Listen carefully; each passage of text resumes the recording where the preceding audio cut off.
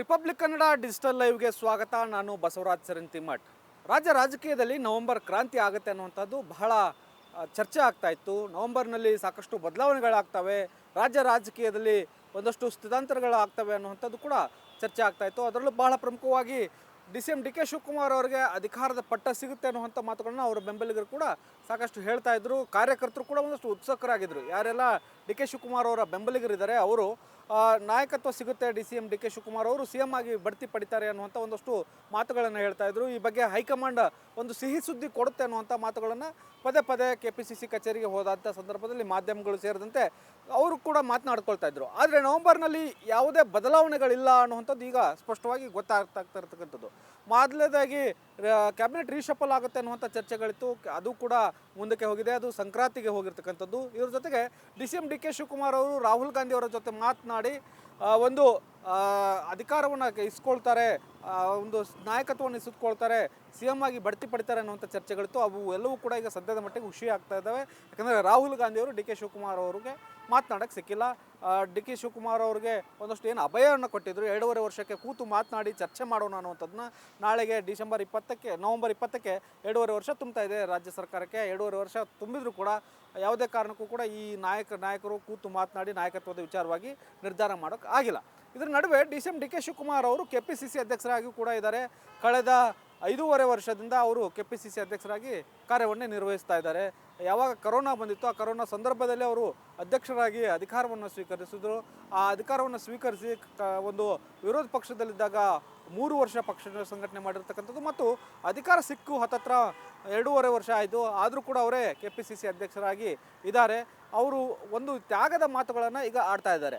ಬಹಳ ಪ್ರಮುಖವಾಗಿ KPCC ಅಧ್ಯಕ್ಷರಂತ D K Shivakumar ಅವರು ಪದೇ ಪದೇ ಕಾಂಗ್ರೆಸ್ ಕಚೇರಿಯಲ್ಲಿ ನಡೆದಂಥ ಕಾರ್ಯಕ್ರಮದಲ್ಲಿ ತ್ಯಾಗದ ಮಾತುಗಳನ್ನು ಆಡಿರ್ತಕ್ಕಂಥದ್ದು. ಎಷ್ಟು ದಿನ ಇರ್ತೇನೋ ಗೊತ್ತಿಲ್ಲ ಈ ಹುದ್ದೆಯಲ್ಲಿ, ಎಷ್ಟು ದಿನ ಈ ಹುದ್ದೆಯಿಂದ ಮುಂದುವರಿತೇನೋ ಗೊತ್ತಿಲ್ಲ, ಆ ಕೆಲಸವನ್ನು ಮಾಡಬೇಕು, ಪಕ್ಷ ಕೊಟ್ಟಂಥ ಕೆಲಸವನ್ನು ನಾನು ಪೂರ್ತಿಯಾಗಿ ಮಾಡಬೇಕು ಅನ್ನೋಂಥ ಮಾತುಗಳನ್ನ ಹೇಳ್ತಾ ಇದ್ದಾರೆ. ಎಲ್ಲೋ ಒಂದು ಕಡೆ ಡಿ ಕೆ ಶಿವಕುಮಾರ್ ಅವ್ರಿಗೂ ನಿರಾಸೆ ಆಗಿದೆ, ಅಥವಾ ಒಂದು ರೀತಿಯಲ್ಲಿ ಅವರು ಕೂಡ KPCC ಅಧ್ಯಕ್ಷ ಸ್ಥಾನ ಬೇಡ ಅನ್ನುವಂಥ ಲೆಕ್ಕಾಚಾರದಲ್ಲಿ ಏನಾದರೂ ಇದ್ದಾರಾ ಅನ್ನುವಂಥದ್ದು ಒಂದು ಭಾಳ ಪ್ರಮುಖವಾಗಿ ಇಲ್ಲಿ ಚರ್ಚೆ ಮಾಡಬೇಕಂತ ವಿಚಾರ. ಮತ್ತು ಎಲ್ಲೋ ಒಂದು ಕಡೆ ಅವರು ಯಾರಿಗೂ ಸಂದೇಶವನ್ನು ರವಾನೆ ಮಾಡ್ತಾ ಇದ್ದಾರೆ ಅನ್ನುವಂಥದ್ದು ಕೂಡ ಇಲ್ಲಿ ಸ್ಪಷ್ಟವಾಗಿ ಕಾಣಿಸ್ತಕ್ಕಂಥ ರೀತಿಯಲ್ಲಿದೆ. ಯಾಕೆಂದರೆ ಪಕ್ಷಕ್ಕಾಗಿ ನಾನು 5.5 ವರ್ಷ ದುಡಿದಿದ್ದೇನೆ ಅನ್ನುವಂಥದ್ದು. ಪಕ್ಷ ಬಹಳ ಕಷ್ಟದ ಸಂದರ್ಭದಲ್ಲಿತ್ತು. ಆಗಲೇ 2018ರ ವಿಧಾನಸಭಾ ಚುನಾವಣೆಯಲ್ಲಿ ಕಾಂಗ್ರೆಸ್ ಸೋತು ಸರ್ಕಾರವನ್ನು ಕಳೆದುಕೊಂಡಿತ್ತು.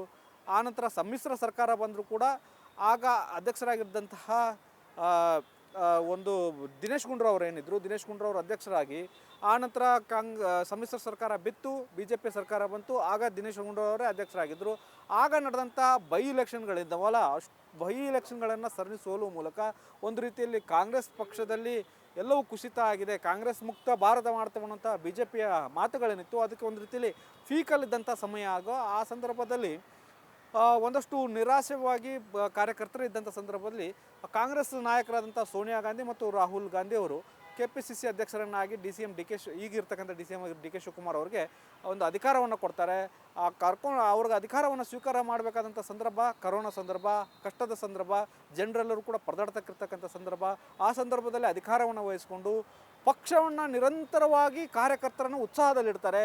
ಕಾರ್ಯಕರ್ತರನ್ನು ಒಂದಿಲ್ಲ ಒಂದು ಟಾಸ್ಕ್ ಕೊಡುತ್ತಾರೆ. ಮೊದಲನೇದು ಕಾರ್ಯಕರ್ತರಿಗೆ ಸಂಖ್ಯೆಯನ್ನು ಹೆಚ್ಚು ಮಾಡಬೇಕು ಅನ್ನುವಂಥ ನಿಟ್ಟಿನಲ್ಲಿ ನೋಂದಣಿಯನ್ನು ಮಾಡಿಸ್ತಾರೆ, ಸದಸ್ಯರನ್ನು ಹೆಚ್ಚಿನ ಸಂಖ್ಯೆಯಲ್ಲಿ ಮಾಡಿಸ್ತಾರೆ, ಯೂತ್ ಕಾಂಗ್ರೆಸ್ ಆ್ಯಕ್ಟಿವ್ ಮಾಡ್ತಾರೆ, ಮಹಿಳಾ ಕಾಂಗ್ರೆಸ್ ಆ್ಯಕ್ಟಿವ್ ಮಾಡ್ತಾರೆ, ಇರ್ತಕ್ಕಂತಹ ಕಾಂಗ್ರೆಸ್ನಲ್ಲಿರ್ತಕ್ಕಂಥ ಎಲ್ಲ ಸೆಲ್ಗಳನ್ನು ಆ್ಯಕ್ಟಿವ್ ಮಾಡ್ತಾರೆ. ಎಲ್ಲ ಸೆಲ್ಗಳನ್ನು ಆ್ಯಕ್ಟಿವ್ ಮಾಡಿ ಅವ್ರಿಗೊಂದೊಂದು ಟಾಸ್ಕ್ ಕೊಡ್ತಾರೆ.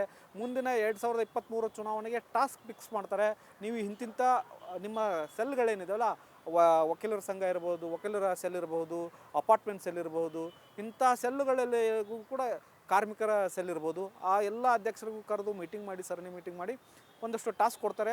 ಮುಂದಿನ 2023 ವಿಧಾನಸಭೆ ಚುನಾವಣೆಯಲ್ಲಿ ಕಾಂಗ್ರೆಸ್ ಪಕ್ಷ ಅಧಿಕಾರಕ್ಕೆ ಬರಬೇಕು, ಆ ನಿಟ್ಟಿನಲ್ಲಿ ಎಲ್ಲರೂ ಕೆಲಸ ಮಾಡಬೇಕು ಅನ್ನುವಂಥ ನಿಟ್ಟಿನಲ್ಲಿ ಟಾಸ್ಕ್ ಕೊಟ್ಟು ಮತ್ತು ನಿರಂತರವಾದಂಥ ಹೋರಾಟಗಳನ್ನ ಮಾಡಿಕೊಂಡು ವಿರೋಧ ಪಕ್ಷವಾಗಿದ್ದುಕೊಂಡು ಆ್ಯಕ್ಟಿವ್ ಆಗಿ ಎಲ್ಲವನ್ನು ಹೋರಾಟವನ್ನು ಕಲಿದು ಆನಂತರ ಮೇಕೆದಾಟಿನ ಹೋರಾಟ ಪಾದಯಾತ್ರೆ ಮಾಡೋದು, ಆ ಜೊತೆಗೆ ಭಾರತ್ ಜೋಡೋ ಹೋರಾಟ ಮಾಡಿರೋದು ಎಲ್ಲವನ್ನು ಮಾಡಿ ಪಕ್ಷದ ಕಾರ್ಯಕರ್ತರನ್ನು ಆ್ಯಕ್ಟಿವ್ ಮಾಡಿಟ್ಕೊಂಡು ಯಾರೆಲ್ಲ ಶಾಸಕ ಇದು ವಿಧಾನಸಭೆಯ ಟಿಕೆಟ್ ಆಕಾಂಕ್ಷಿಗಳಿದ್ದಾರಲ್ಲ ಅವ್ರನ್ನೆಲ್ಲರನ್ನು ಕೂಡ ಆ್ಯಕ್ಟಿವ್ ಆಗಿ ಇಟ್ಕೊಂಡು ಮತ್ತು MP ಟಿಕೆಟ್ ಆಕಾಂಕ್ಷಿಗಳು ಯಾರಿರ್ತಾರೆ ಅವ್ರನ್ನು ಕೂಡ ಆ್ಯಕ್ಟಿವ್ ಆಗಿ ಇಟ್ಕೊಂಡು ಒಂದು ಸಮರ್ಥವಾಗಿ ಸಿದ್ದರಾಮಯ್ಯ ಅವ್ರ ಜೊತೆಗೆ ಸಮನ್ವಯವನ್ನು ಸಾಧಿಸಿ KPCC ಅಧ್ಯಕ್ಷರಾಗಿ ಅವರು ಯಶಸ್ಸನ್ನು ಕಾಣ್ತಾರೆ. 2023ರಲ್ಲಿ ಭರ್ಜರಿಯಾದಂಥ 136 ಸ್ಥಾನಗಳು ಪ್ಲಸ್ 3 ಸ್ಥಾನಗಳು ಬೆಂಬಲ ಕೊಟ್ಕೊಂಡು ಅವರಿಗೆ ಆಯ್ಕೆ ಆಗ್ತಾರೆ. ಹಾಗಾಗಿ ದೊಡ್ಡ ಮಟ್ಟದ ಸಾಧನೆ, ರಾಷ್ಟ್ರ ಮಟ್ಟದಲ್ಲಿ ಸಾಧನೆ, ದೊಡ್ಡ ಕಾಂಗ್ರೆಸ್ಗೆ ಸರ್ಕಾರ ರಾಜ್ಯದಲ್ಲಿರ್ತಕ್ಕಂಥದ್ದು.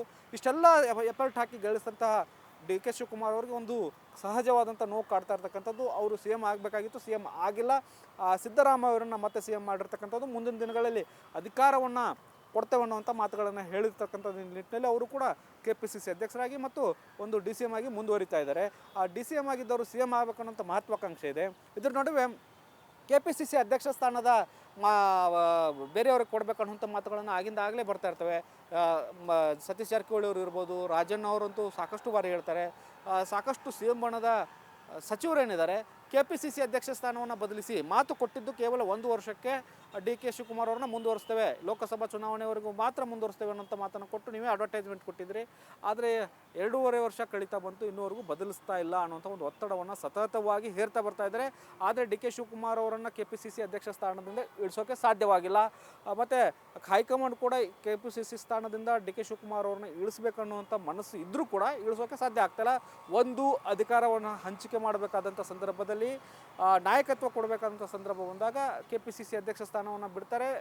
DCM ಆಗಿದ್ದವರು CM ಆಗ್ತಾರೆ, KPCC ಅಧ್ಯಕ್ಷ ಸ್ಥಾನ ಬೇರೆಯವ್ರಿಗೆ ಹೋಗುತ್ತೆ ಅನ್ನುವಂಥದ್ದು. ಆದರೆ ಇಲ್ಲಿ ಅಧಿಕಾರ ಹಂಚಿಕೆ ವಿಚಾರ ಈಗ ಗೌಣ ಆಗ್ತಾ ಇದೆ, ಅದು ಹಿಂಬದಿಗೆ ಸರಿತಾ ಇರತಕ್ಕಂಥದ್ದು. ಯಾಕಂದರೆ ಸಿದ್ದರಾಮಯ್ಯ ಅವರನ್ನು ನಾವು ಅಧಿಕಾರದಿಂದ ಇಳಿಸಿಬಿಟ್ರೆ ಮುಂದಿನ ದಿನಗಳಲ್ಲಿ ನಾಯಕತ್ವದ ಒಂದು ಸಮಸ್ಯೆ ಉಂಟಾಗುತ್ತೆ ರಾಷ್ಟ್ರ ಮಟ್ಟದಲ್ಲಿ ಅನ್ನುವಂಥ ಲೆಕ್ಕಾಚಾರದಲ್ಲಿ ಕಾಂಗ್ರೆಸ್ ಹೈಕಮಾಂಡ್ ಇದ್ದಂತೆ ಕಾಣಿಸ್ತಾ ಇದೆ. ಯಾಕಂದರೆ ಬಿಹಾರ ಚುನಾವಣೆ ಸೋಲು ಕೂಡ ಅವ್ರಿಗೊಂದು ಪಾಠ ಆಗಿದೆ.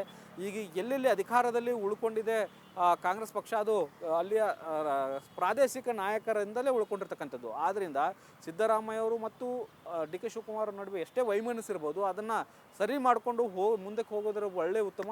ಅದು ಬಿಟ್ಟು ಈಗ ಒಬ್ಬರಿಂದ ಅಧಿಕಾರದಿಂದ ಇಳಿಸಿ ಇನ್ನೊಬ್ಬರನ್ನ ಅಧಿಕಾರ ಕೊಟ್ಟಿದ್ದೆ, ಅದರಲ್ಲಿ ದೊಡ್ಡ ಮಟ್ಟದ ಗೊಂದಲಗಳನ್ನು ಸೃಷ್ಟಿಯಾಗುತ್ತೆ. ಮತ್ತು 2028ರ ಚುನಾವಣೆಯಿಂದ ಮತ್ತು ಮುಂದಿನ ರಾಷ್ಟ್ರದಲ್ಲಿ ಕಾಂಗ್ರೆಸ್ ಪಕ್ಷವನ್ನು ಕಟ್ಟುವುದಕ್ಕೂ ಕೂಡ ಇದೊಂದು ರೀತಿಯಲ್ಲಿ ದುರ್ಬಲ ಆಗುತ್ತೆ ಅನ್ನುವಂಥ ಲೆಕ್ಕಾಚಾರದಲ್ಲಿ ಈಗ ಕಾಂಗ್ರೆಸ್ ಪಕ್ಷ ನಾಯಕರು ಮತ್ತು ಹೈಕಮಾಂಡ್ ಗೌಣವಾಗಿದ್ದಾರೆ. ಇದು ಎಲ್ಲೋ DK ಶಿವಕುಮಾರ್ ಅವರಿಗೆ ಒಂದು ಆಕ್ರೋಶವನ್ನು ಮತ್ತು ಒಂದು ಹತಾಶೆಯನ್ನು ತರಿಸ್ತಿದೆ ಅನ್ನೋದಿದ್ರೆ ತಪ್ಪಾಗಲಿಕ್ಕಿಲ್ಲ. ಒಂದು ಅವರು 5.5 ವರ್ಷವನ್ನು ಸಮರ್ಥವಾಗಿ ನಿಭಾಯಿಸಿದ್ದಾರೆ, ಅಧಿಕಾರಕ್ಕೆ ತಂದಿದ್ದಾರೆ ಮತ್ತು 100 ಕಾಂಗ್ರೆಸ್ ಕಚೇರಿಗಳನ್ನು ಮಾಡಬೇಕು ಅನ್ನೋಂಥ ಒಂದು ಲೆಕ್ಕಾಚಾರದಲ್ಲಿದ್ದಾರೆ. ಆದರೆ ಶಂಕುಸ್ಥಾಪನೆಗೆ ರಾಹುಲ್ ಗಾಂಧಿ ಅವರು ಭೇಟಿಗೂ ಅವಕಾಶ ಕೊಡ್ತಾ ಇಲ್ಲ, ಶಂಕುಸ್ಥಾಪನೆಯ ದಿನಾಂಕವನ್ನು ಕೂಡ ನಿಗದಿಪಡಿಸ್ತಾ ಇಲ್ಲ.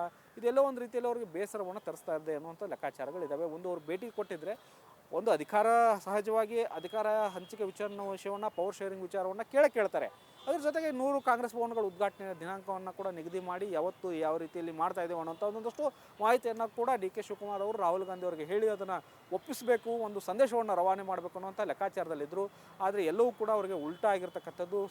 ರಾಹುಲ್ ಗಾಂಧಿ ಅವರು ಭೇಟಿಗೆ ಅವಕಾಶ ಕೊಟ್ಟಿಲ್ಲ, ಒಂದು ಶಂಕುಸ್ಥಾಪನೆಗೆ ಇನ್ನೂ ದಿನಾಂಕ ನಿಗದಿ ಮಾಡ್ತಾ ಇಲ್ಲ ಮತ್ತು ರಾಜ್ಯಕ್ಕೆ ರಾಹುಲ್ ಗಾಂಧಿ ಅವರು ಬೇರೆ ಬೇರೆ ಕಾರ್ಯಕ್ರಮಗಳ ನಿಮಿತ್ತ, ಸರ್ಕಾರದ ಕಾರ್ಯಕ್ರಮಗಳ ನಿಮಿತ್ತ ಆಗಮಿಸಬೇಕಿತ್ತು, ಅವುಗಳ ಖಾತ್ರಿಯನ್ನು ಕೂಡ ಮಾಡ್ತಾ ಇಲ್ಲ, ಖಚಿತತೆಯನ್ನು ಮಾಡ್ತಾ ಇಲ್ಲ. ಮತ್ತು ಒಂದು ರೀತಿಯಲ್ಲಿ DK ಶಿವಕುಮಾರ್ ಅವ್ರನ್ನ ಹೈಕಮಾಂಡ್ ನಡೆಸ್ಕೊಳ್ತಾ ರೀತಿಯಿಂದ ಅವರೇ ಒಂದು ರೀತಿಯಲ್ಲಿ ಹತಾಶರಾದಂತೆ ಕಾಣಿಸ್ತಾ ಇದೆ. ಒಳಗೆ ನೋವನ್ನು ಇಟ್ಕೊಂಡು ಅವರು ಇಲ್ಲ ಹೈಕಮಾಂಡ್ಗೆ ಲಾಯಲ್ ಆಗಿದ್ದೇನೆ, ಪಕ್ಷಕ್ಕೆ ಲಾಯಲ್ ಆಗಿದ್ದೇನೆ ಅನ್ನೋಂಥ ಮಾತುಗಳನ್ನು ಹೇಳ್ಬೋದು. ಆದರೆ ಒಳಗಿಂದ ಅವರ ಇವತ್ತಿನ KPCCಯ ಭಾಷಣದಲ್ಲಿ ನೋಡಿದರೆ ಎಲ್ಲೋ ಒಂದು ಕಡೆ ಅವರು ಆಕ್ರೋಶಗೊಂಡಿದ್ದಾರೆ, ಅಸಮಾಧಾನಗೊಂಡಿದ್ದಾರೆ. ಆದರೆ ಎಲ್ಲವನ್ನೂ ನಾವು ಒಟ್ಟಿಗೆ ಹೊರಗಡೆ ಹೇಳೋಕ್ಕಾಗದೆ ಅವರು KPCC ಅಧ್ಯಕ್ಷ ಸ್ಥಾನದ ತ್ಯಾಗದ ಮಾತುಗಳನ್ನು ಹೇಳ್ತಾ ಇದ್ದಾರೆ. KPCC ಅಧ್ಯಕ್ಷ ಸ್ಥಾನದಲ್ಲಿ ನಾನು ಎಷ್ಟು ದಿನ ಮುಂದುವರಿತಿದ್ದೇನೋ ಇಲ್ಲೋ ಅನ್ನೋಂಥವ್ರು ಗೊತ್ತಿಲ್ಲ. ಮುಂದಿನ 2026 ಮಾರ್ಚ್ಗೆ ನಾನು 6 ವರ್ಷ ಆಗುತ್ತೆ, ಹಾಗಾಗಿ ಮುಂದುವರಿಸುವಂಥ ಲೆಕ್ಕಾಚಾರಗಳಿಲ್ಲ ಅನ್ನುವಂಥ ಮಾತುಗಳನ್ನ ಹೇಳ್ತಾ ಇದ್ದಾರೆ.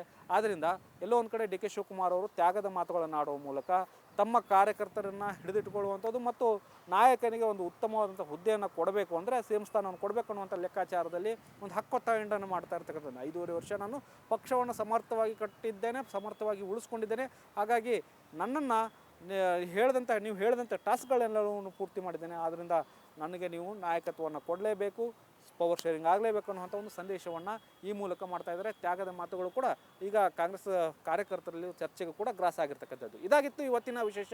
ನಿರಂತರ ಅಪ್ಡೇಟ್ಸ್ಗಳಿಗಾಗಿ ನೋಡ್ತಾ ಇರಿ ರಿಪಬ್ಲಿಕ್ ಕನ್ನಡ.